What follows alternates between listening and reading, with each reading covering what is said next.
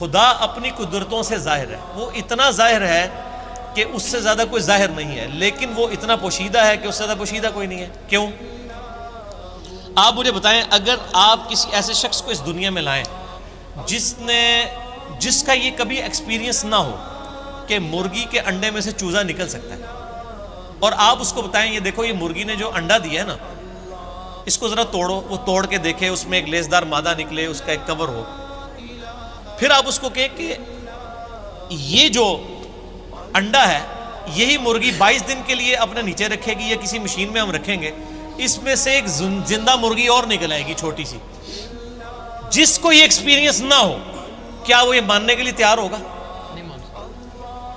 اگر کسی شخص کو یہ درخت دکھائیں اور کہیں یہ درخت دیکھ رہے ہو، ہاں جی ہے، اس کا ایک بیج توڑیں جو اس میں سے یعنی پھول میں سے نکلتا ہے، اس کو کہیں گے جی یہ جو بیج ہے نا، اس بیج کو جب میں زمین میں بوؤں گا نا تو یہ اس سے 6 ارب گنا بڑا درخت بن جائے گا اسی بیج میں سے نکل کے۔ اگر اس نے یہ ایکسپیرینس پہلے نہیں کیا ہوا اور وہ کسی ایسی دنیا کا باشندہ ہے جس کو پتہ ہی نہیں سیڈ کیا ہوتا ہے، درخت کیا ہوتا ہے، کیا وہ مان لے گا؟ نہیں مان ناٹ ایٹ آل۔ تو کائنات میں جتنے فزیکل فینومینا آف نیچر ہیں یہ سب کے سب اتنے بڑے بڑے معجزات ہیں، لیکن ہم ان معجزات کے عادی ہو چکے ہیں، چونکہ ہم بچپن سے دیکھ رہے ہیں کہ مونسون میں بادل آتے ہیں، بارش برستی ہے، ایسا ہم کہتے ہیں ایسا ہی ہوا کرتا ہے، لیکن سائنس نے اپنی عاجزی مان لی ہے۔ سائنس 3 کوسچنز کے ساتھ ڈیل کرتی ہے، ایک سے اس نے ہاتھ اٹھا لی ہیں، 2 پہ وہ کہتی ہے ہاں ہماری یہ فیلڈ ہے، وائی، وٹ اور ہاؤ۔ وائی، وٹ اور ہاؤ۔ پہلی چیز ہے وٹ، کیا؟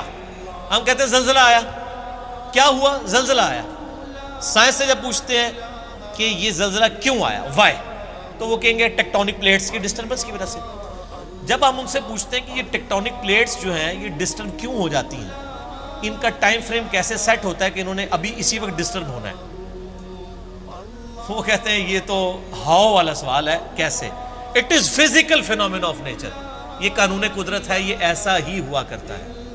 ہر چیز کے اینڈ پہ آپ کو سائنس ایک ہی جواب دے گی، فزیکل فینومینا آف نیچر، قانون قدرت۔ وہ اس کو مانے ہوئے۔ مدر نیچر کیوں کہہ رہے ہوتے ہیں؟ مدر نیچر، تو کیا یہ مدر نیچر نے سارے قوانین خود بنائے ہیں؟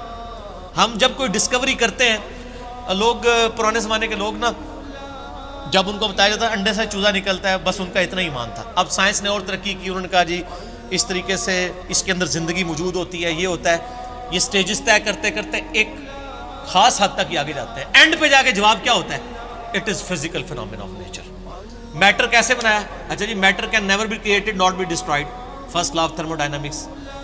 Mass can never be created not be destroyed, یعنی میس کی جو کنزرویشن کا نظریہ ہے وہ انہوں نے مان لی، پیدا ہم کر ہی نہیں سکتے۔ ہاں ایک فارم سے دوسری فارم میں بدل سکتا ہے، پیدا نہیں کر سکتے، کیونکہ وہ کریشن ایکس نہیں، لوگ ان کو پتہ ہی نہیں کہ یہ بھی کوئی چیز ہوتی ہے۔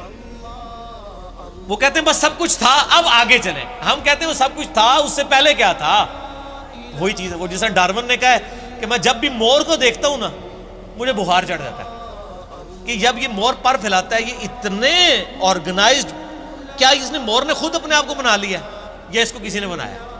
اگر کسی نے بنایا ہے تو کریٹر کا کانسیپٹ تو الٹیمیٹلی، پھر آخری جو کوسچن تھا وہ گاڈ کو کس نے کریٹ کیا، اس پہ میرا وہ لیکچر تھا، ہو کریٹڈ گاڈ، اور جدید شیطانی وسوسوں کا تحقیقی جائزہ، an intellectual reply to professor Richard Dawkins جو آکسفورڈ کے پروفیسر ہیں، ان کی کتاب دا گاڈ ڈیلوژن جو اس وقت ٹیکسٹ بک سمجھی جاتی ہے ایتھیزم کی، اس کے جواب میں میرا وہ لیکچر تھا۔ پھر میں نے اس میں میتھمیٹیکلی اس چیز کو ثابت کیا، جتنے فزیکل فینومینا آف نیچر ہیں یہ صرف ایکسپلین کرتے ہیں یہ چیز کیسے ہو رہی ہے، لیکن یہ اس کی اوریجن کیا ہے؟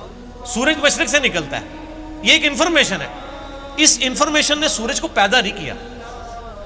اب جتنے میتھمیٹیکل فارمولے، میتھمیٹیکل جتنے بھی ایکویشنز ہیں وہ ایکسپلین کرتی ہیں ورکنگ کو، ان ایکویشنز نے اس چیز کو پیدا نہیں کیا ہوتا۔ سورج کے اوپر آپ کیمیکل فارمولے لکھ لیں، یہ ہیلیم سے بنا، ہائیڈروجن، یہ فارمولے ہیں نا، کیا ہیلیم نے سورج کو پیدا کیا ہے؟ ہائیڈروجن نے پیدا کیا، وہ تو خود پیدا ہوئی ہے۔ تو ہر چیز کو ڈپ ڈیک کریں گے ایک supreme being, super natural agency, supreme authority کی طرف آپ کو گائیڈنس ملے گی، اور وہ ہر چیز انسان اپنے اوپر غور کر لے سر، میری مرضی کے بغیر میرے گردے روزانہ 25 دفعہ ڈائلیسس کر رہے ہیں. میری مرضی کے بغیر میری آنکھیں روزانہ 12,000 دفعہ جھپک رہی ہیں. 23,000 دفعہ سانس اندر اور 23,000 دفعہ باہر میرے پھیپھڑے کر رہے ہیں میری مرضی کے بغیر. میرا دل روزانہ 1,00,000 دفعہ دھڑک رہا ہے. 10,000 لیٹر خون پمپ کر رہا ہے میری نسوں میں, جس کی لینتھ 1,00,000 کلومیٹر ہے. یہ تو آج سائنس کی برکت ہے نا. ریویلڈ نالج کے بعد یہ ایکوائرڈ, دو ہی نالج ہے نا اسلام میں, یا ریویلڈ نالج ہے وہی کا علم, یا acquired knowledge, knowledge obtained through observations and experiments. Definite علم ہے. اسی ایکوائرڈ نالج نے آج ہمیں اس قابل کیا. یہ میری ویڈیو ریکارڈ ہو رہی ہے. آج انسان کو اللہ تعالیٰ نے کتنا ایک ترقی کروائی کہ اس نے کیا کچھ نہیں کر لیا. لیکن بایولوجی کا ایک لا انہوں نے فائنل کر لیا کہ living things can never be created out of non living things. زندہ چیز زندہ سے ہی بنتی ہے.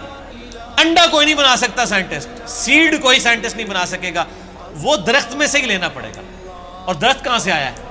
وہ کہتے ہیں فزیکل فینومینا آف نیچر. درخت کو ماننا پڑے گا پھر آگے چلے گی آپ. تو آپ نے جس چیز کو پہلے مان لیا ہوا ہے نا, اصل میں اس کو ڈیپ ڈیک کریں گے نا تو اس کے بنانے والا ہے. ٹھیک ہے نا. تو یہ خدا ظاہر ہے, لیکن وہ باطن اس لیے کہ ان الذین یخشون ربهم بالغیب لهم مغفرۃ واجر کبیر. جو لوگ بغیر دیکھے اپنے رب سے ڈرتے ہیں ان کے لیے ہے مغفرت اور اجر عظیم. ورنہ تو امتحان رہے گا نہیں. یہ دنیا امتحان کا اسی لیے ہے کہ اللہ تعالیٰ صرف اپنی قدرتوں سے عیاں ہے, خود بیک فٹ پہ ہے. مجھے تو ہر چیز میں خدا نظر آتا ہے. مجھ سے پوچھیں, میں جب تربوز کاٹتا ہوں نا, میں پریشان ہو جاتا ہوں کہ یار اتنے سے بیج سے اتنی آرگنائزڈ فارم میں یہ تربوز بنا, جس میں کروڑوں تربوزوں کا ڈیٹا موجود ہے. وہ جتنے بیج ہیں, ایک ایک تربوز, پھر اس سے آگے تربوز, پھر اس میں مٹھاس ہے, پھر اس کی ایک بار کھال ہے. اسی کو آپ کاٹ کے باہر رکھے خراب ہو جاتا ہے. ویسے یہ آپ کی ڈیری پہ تربوز پڑے رہتے ہیں, خراب ہی نہیں ہوتے ہیں. کاٹنے کی دیر ہے, فریج میں رکھنا پڑ جاتا ہے آپ کو. تو سر ہر چیز میں خدا.